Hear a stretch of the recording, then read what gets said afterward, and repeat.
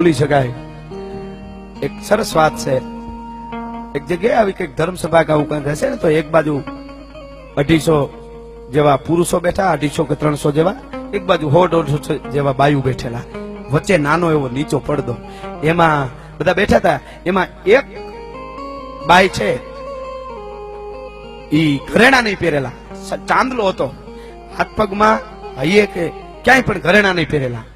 એટલે અમુક બાયુ એને દાંત કાઢતી હતી મસ્કરીમાં કે આ બાઈ કેવી છે, આની ઉંમર હજી 22-25 વર્ષની છે, સૌભાગ્યવતી છે, એનો ચાંદલો દેખાય છે, અને એને એક કોઈ ઘરેણું નથી પહેર્યું। મરમમાં મસ્કરીમાં બાયુ દાંત કાઢતી હતી ત્યારે એની નજીકની બેનપણી હતી, એને ધીરે દઈને કીધું, બેન આ બધી બાયુ તને કહે છે કે કેમ, કે તે ઘરેણા નથી પહેર્યા ને એટલે, કે મેં ઘરેણા કેમ નથી પહેર્યા બેન, એને કઈ મારે કેવું નથી ને, બોલે એનાથી મને કોઈ ફેરે નથી પડતો, પણ મેં ઘરેણા નથી પહેર્યા એનું એક જ કારણ છે કે મહેમાન અમારે ત્યાં બહુ આવે છે, અને છેલ્લે છેલ્લે અમારી વરાળી તાહળીઓ હતી ને, એ વાહિલા દરવાજેથી જઈ અને ક્યાંક દઈ આવી, અને એના હાટે લોટ લઈ આવી અને મેં મહેમાનો જમાડ્યા છે।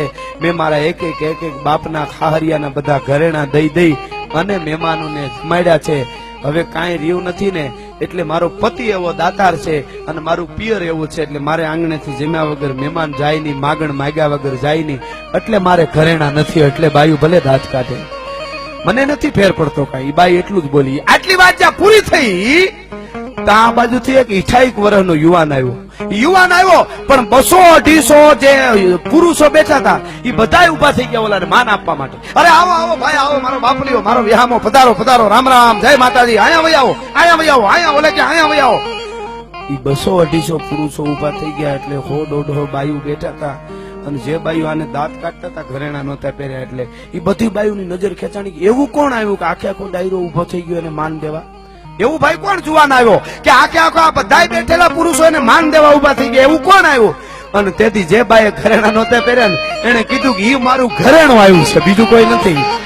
હે કે મારું ઘરેણું આવ્યું છે, મારો પતિ આવ્યો છે, ઈ દાતાર એવો છે, ઈ સુરવીર એવો છે, એનું જીવન એટલું ઉજળું છે, એને માન આપવા માટે આનાથી મોટું કોઈ ઘરેણું જગતના ચોકમાં હોતું નથી। ઈ મારું ઘરેણું આવ્યું।